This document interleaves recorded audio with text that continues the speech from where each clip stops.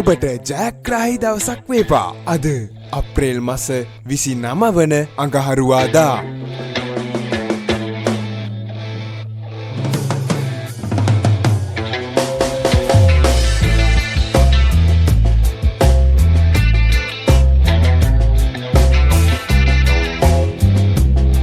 ජයග්‍රාහී අංක දිනපතා නැරඹීමට අපව සබ්ස්ක්‍රයිබ් කර තබා ගන්න.